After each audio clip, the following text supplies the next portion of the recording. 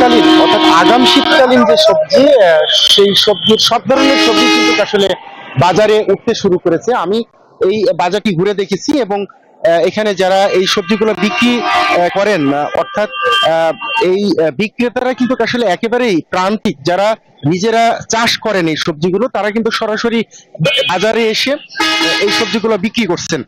আর এখানকার ক্রেতা হচ্ছে যারা স্থানীয় কিছু ক্রেতা রয়েছে, পাশাপাশি যারা পাইকার রয়েছেন রাজধানী ঢাকা সহ চট্টগ্রাম বা দেশের বড় বড় শহরে যারা সবজিগুলো সরবরাহ করেন, তারা কিন্তু এই সরাসরি কৃষকের কাছ থেকে এই সবজিগুলো তারা ক্রয় করেন।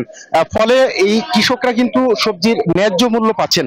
এখানে অধিকাংশ বিক্রেতাই কিন্তু আসলে প্রান্তিক কৃষক বা প্রান্তিক চাষি, যারা নিজেরা এই সবজিগুলো তৈরি করেন, উৎপাদন করেন এবং এই বাজারে এসে প্রতিদিন সকালেই কিন্তু আসলে তারা বিক্রি করেন। কৃষকরা যেটি বলছেন যে আসলে এই বাজারে এই সবজিগুলো বিক্রি করতে পেরে কিন্তু তারা সবজির ন্যায্য মূল্য পাচ্ছেন, পাশাপাশি তাদেরকে আসলে খুব বেশি বেগ পেতে হচ্ছে না। এর আগে আমরা যেমনটা দেখতাম যে আসলে তাদের উৎপাদিত সবজিগুলো তারা বিক্রি করতে না পারার কারণে অনেক সময় কম মূল্যে বা আসলে ন্যায্য মূল্য থেকে তারা বঞ্চিত হতেন। সেই জিনিসটি কিন্তু আসলে হচ্ছে না। তারা এই বাজারে এই সবজিগুলো বিক্রি করতে পেরে কিন্তু আসলে খুশি। যারা পাইকার রয়েছেন তারাও বলছেন যে আসলে তারা সরাসরি এই কৃষকের কাছ থেকে এই সবজিগুলো কিনতে পারার কারণে কিন্তু মাঝখানে যে মধ্যস্বত্বভোগীদের দূরত্ব, সেই দূরত্বগুলো কিন্তু থাকছে না এবং তারাও কিন্তু আসলে অপেক্ষাকৃত কম দামে কিনতে পারছেন এবং তারাও কিন্তু লাভবান হচ্ছেন। আপনি জানেন যে দেশের অন্যতম সবজি উৎপাদনকারী জেলা কুষ্টিয়া। এই কুষ্টিয়া জেলাতে যে সবজি উৎপাদন হয়, সেই সবজি কিন্তু শুধু কুষ্টিয়া জেলায় নয়, কুষ্টিয়া জেলার চাহিদা মেটানোর পাশাপাশি কিন্তু দেশের বাইরেও, জেলার বাইরেও কিন্তু আসলে এই সবজিগুলো তারা এখানে যারা কৃষক রয়েছেন বা ব্যবসায়ী রয়েছেন তারা কিন্তু আসলে সরবরাহ করে থাকেন এবং তারা ন্যায্য মূল্য পাচ্ছেন বলেও তারা বলেছেন। আমি এখানে যারা বাজার সংশ্লিষ্ট রয়েছে তাদের সাথেও কথা বলেছি, তারা বলছেন যে এই বাজারে আসলে বাড়তি কোনো ঝামেলা নেই।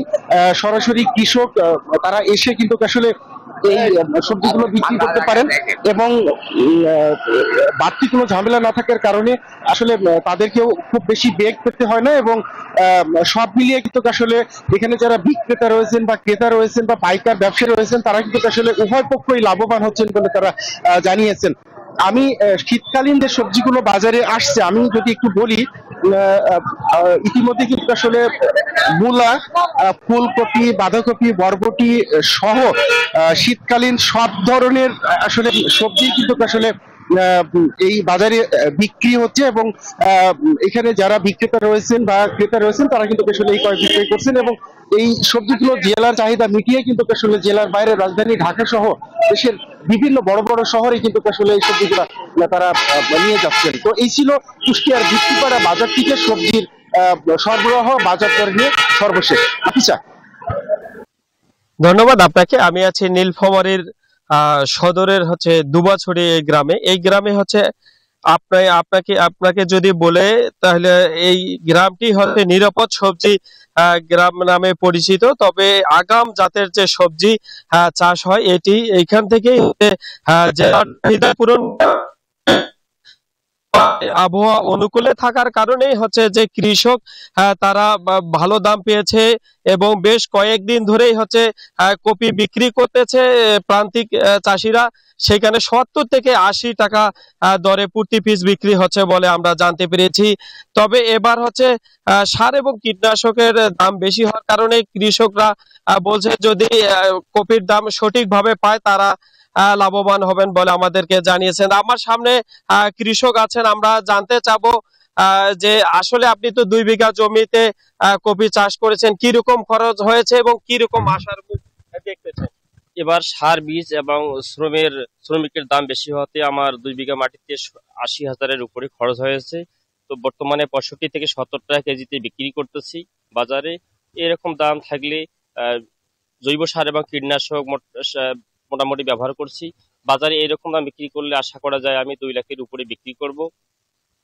ধন্যবাদ আপনাকে। আসলে আপনি কৃষকের মুখ থেকে শুনেছিলেন, তিনি বলেছেন যে জৈব সার বেশি প্রয়োগ করার কারণেই হচ্ছে যে ফুলের যে কপি সেটি হচ্ছে অনেক সুন্দর হয়েছে এবং বাজারে ব্যাপক চাহিদা রয়েছে বলে আমরা জানতে পেরেছি কৃষকের মুখ থেকে। তবে এছাড়া হচ্ছে নীলফামারীতে যে আগাম জাতের যে সবজি, লাল শাক, পুঁই শাক এবং হচ্ছে মূলা শাক সহ এবং বিভিন্ন